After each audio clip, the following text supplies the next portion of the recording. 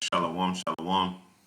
I'd like to start off first and foremost by giving all praise, glory, and honor to Yahweh Bahashem, Yahweh Shai, Bahashem, Ruach double honor to the elders and the apostles, a great millstone, rule and teach well. Peace, love, salutations, and many blessings to those that are doing this work in truth and sincerity. This is your brother Nathan Yala from the GMS Camp Atlanta, coming back at you through the Spirit with another lesson. And I pray and hope this lesson is edifying.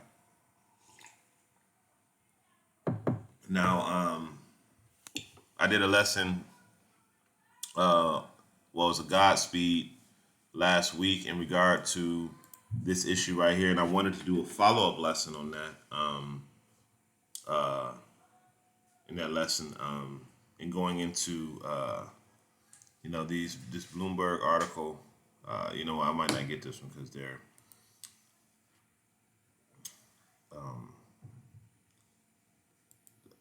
so here we go right here. So Russia enters the Red Sea, Navy says. Okay, so this happened March 26th. All right, so I believe it happened last week. I believe it was Friday. I could be mistaken, but it was happening. It happened that same weekend that the whole Diddum, the Diddler, that super criminal, that super villain Diddy, was being pushed out there in the media very hard. Now, from what I've learned, is normally, when they do stuff like that with these celebrities, these are major distractions to distract you from what's really happening in the world right now. All right. Now, I'm gonna start off,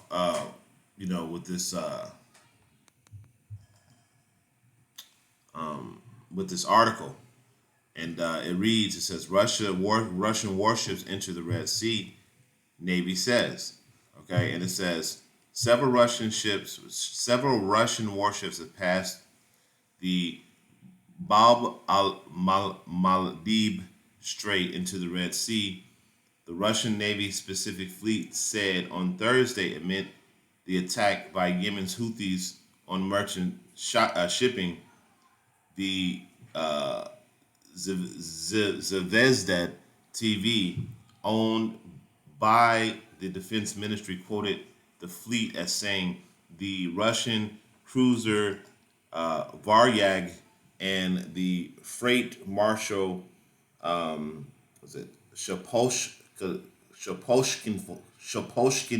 Nikov were taking part in a voyage. All right, so I'm not gonna. We can watch this video. We watched a little bit of it. Navy commanders Admiral Alexander Moiseev is the new Navy Chief of Russia. Moiseev will replace Admiral Nikolai Yevmenov. Putin also named the appointment of the new commander of the Navy's Black Sea Fleet. Notably, these appointments come after the loss of several Russian warships in the Black Sea. Earlier, Ukraine's Navy claimed that it had sunk or damaged 1/3 of all Russian warships in a series of Ukrainian drone and missile attacks in the Black Sea. At the same time, the Russian missile attacks on the Ukrainian infrastructure, particularly on civilian buildings, continues. In Ukraine's city of Dnipro, a Russian missile attack damaged an educational facility. According to local authorities, the attack injured 18 people. On the other hand, as Russia continues to... All right, so, we're not going to play the whole video because that's not the point of this lesson. The lesson is just to show that war is on the move, okay? Big time war is on the move, all right? So you see Russia not playing that game, man. Russia not playing that game. And it's all, the end all be all is that America is going to get hit with 200 million missiles, okay? 200,000, as the scriptures say. So we're going to get that. But first, let's go to Joel because, when I did the live stream, the Godspeed, there are precepts in Joel that I didn't get to bring out. So we're going to go back to Joel, the 3rd chapter, and just start off the top. We're going to read through it.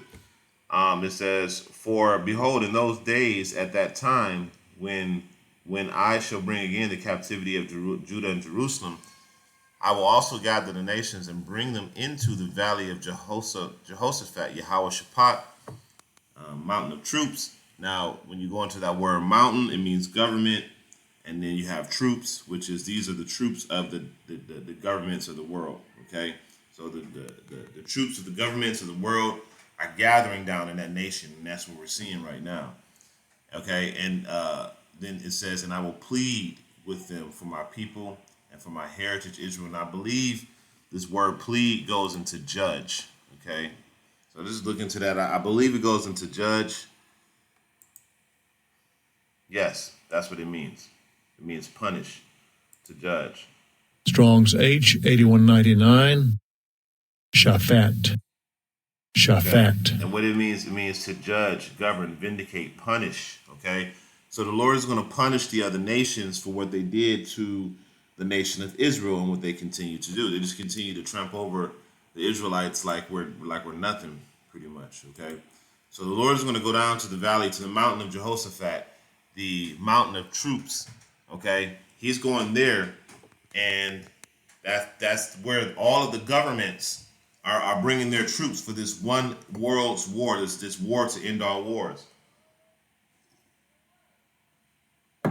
Okay, and there he's going to judge them for his people. So for what they did to his people, all the times that Jake was abused and Jake was enslaved and Jake was did unjustly, and all of the other nations, no one cared, The Lord is he's about to vindicate his people, man.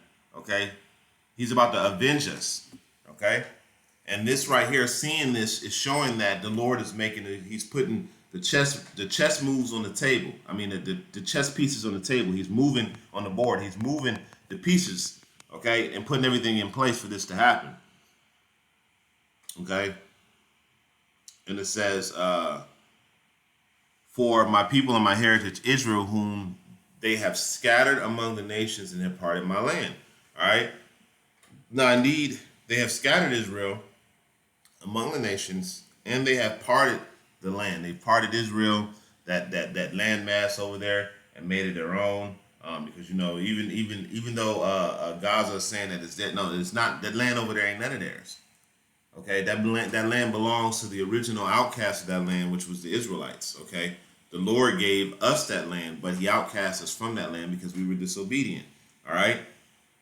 It says, and they cast lots for my people, and have given a boy for an harlot, and sold a girl for wine that they may drink. All right, and they did that. There's a movie called Goodbye Uncle Tom. If anybody cares to go watch it, you can go look at that movie Goodbye Uncle Tom, and you can see how they was painting the little boys up in silver and gold and selling them off naked. This is Esau. This is his base mindset. Okay. And they're selling little boys, for guns and girls, for wine or whatever, because like I said, they'll give a boy for a harlot. All right, so you got this little boy that you're selling as a harlot. Ew, but that's Esau's mindset. It's completely contrary to the laws of the Lord. All right, and it says, so yea, what do you have to do with me, Tyre and Zidon and the coast of Palestine? Will you render me recompense? And if you recompense me swiftly and speedily, I will return your recompense upon your head. Hey, the Lord gonna return all your stuff back to you, man. It says, because you have taken my silver and my gold. Remember, if you go back into that movie, The Uncle Tom, right? If you really pay attention, they painted the little boys silver and gold. Okay, you have some that had silver paint. You have some that had on their bodies that had gold paint on their bodies, okay? Because the Israelites were the silver and the gold, okay? We're those things that the Lord values. We're the apple of the Lord's eye, okay? And carry them into your temples and my goodly pleasant things.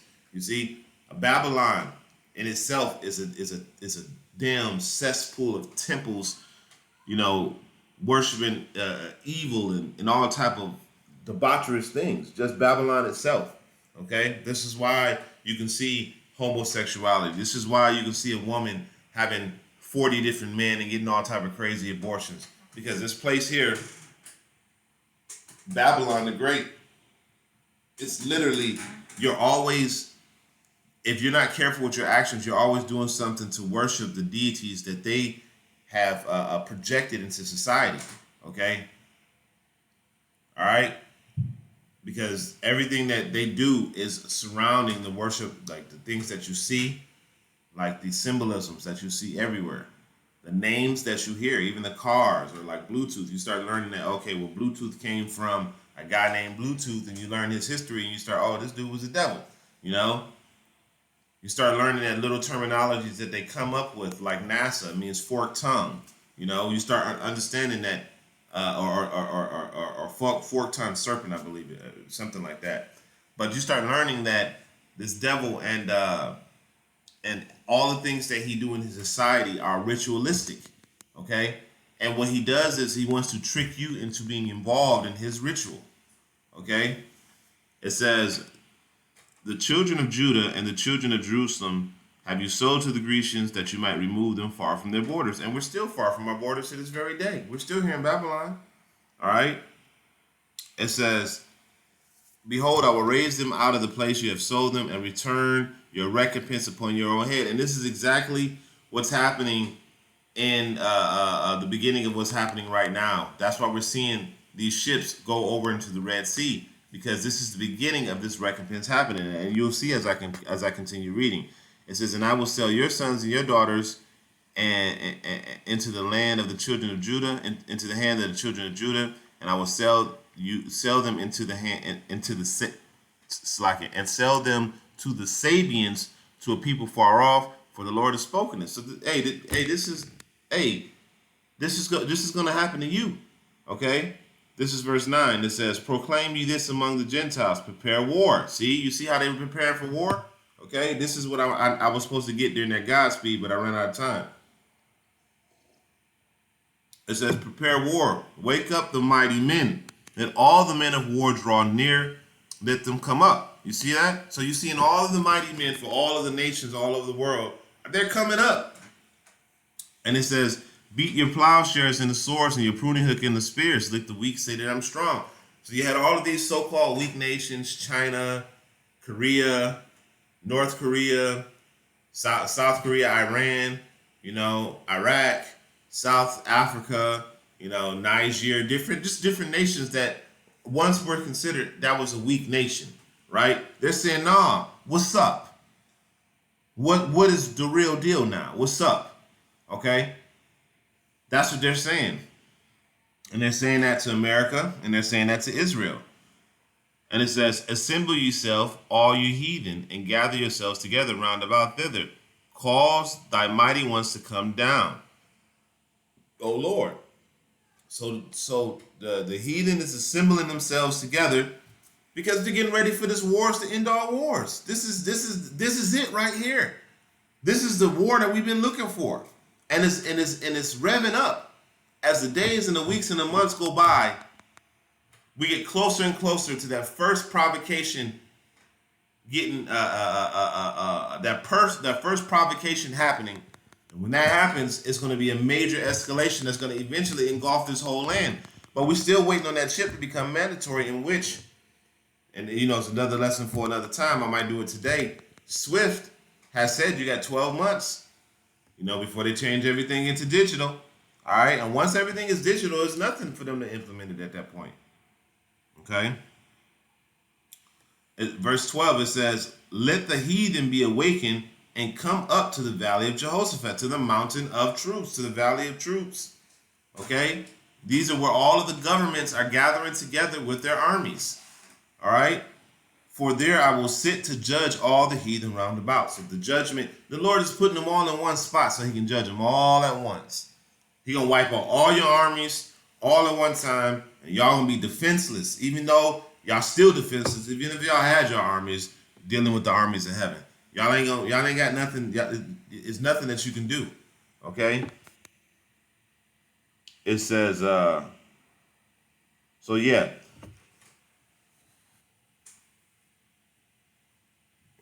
Let's see. Yeah, so I'm going to continue down, just scroll down a little bit to verse 19. It says, Egypt shall be desolate, and Edom shall mourn. Why is the Lord putting Egypt and Edom together? Because we're in Sodom and Egypt. here in Babylon. Egypt was destroyed as a nation. Okay. Now, even though Egypt exists right now, it doesn't exist within the same capacity. It doesn't have the same glory as it did way back then. Egypt ain't the same as it was. The scriptures tell you that these nations ain't got no power no more. Okay? So why is he referring to it? Because he's talking about the new Egypt, the new place of enslavement, because Egypt means it's synonymous with house of bondage. Okay? And where is the biggest house of bondage in the world? Here in America. Okay? Through contractual law, Esau's able to continue to keep everybody enslaved. All right? You can read the 14th Amendment. It says slavery will be abolished unless voluntary. All right? So when you go read that amendment, you voluntarily become a slave in his workforce through contract. You don't even know it. You see? And he does it through trickery. And it says, Egypt shall be desolate, and Edom shall be a desolate wilderness for the violence against the children of Judah, because they shed the blood in the land. But Judah shall dwell forever, and Jerusalem for generation to generation. For I will cleanse their blood that they have not cleansed. For the Lord dwelleth in Zion. You see, so the Lord is about to cleanse this place. He's going to cleanse Babylon and take this place out, man. Okay, the Lord is about to take this place out, and we're seeing all of the chess pieces being put in place right now, man. Okay. So I'm going to end it off by this because this is the end game.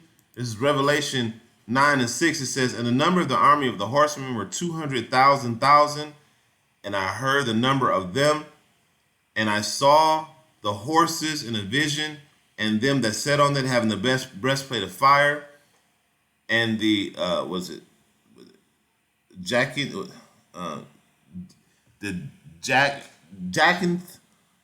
and brimstone, and the heads of the horses were like heads of lions, and out of their mouth issued fire and smoke and brimstone. And by these was the third part of men killed, by the fire and by the smoke and by the brimstone which issued out of their mouth. For their power is in their tails, for their tails were like unto serpents, and their heads, and with them they doeth hurt. Now, these are talking about those thermonuclear missiles and how all of these other nations are going to continuously fire on America until this thing is a molten sea of fire. Okay? That's what this place is about to become, a molten sea of fire. And everybody knows this. And the crazy part is that everybody knows this is prophecy. They know it's going to happen, and yet they're still moving toward prophecy. Because guess what? You can't do nothing against the will of the Most High, but only for it. All right, so with that, I'm going to end it off by giving all praise, glory, and honor to Yahweh, Ba'ashem, Yahweh Shai, Ba'ashem, Chachodash. Double honor to the elders, the apostle, great millstone. Until the next time, like him, I'm going to say shalom.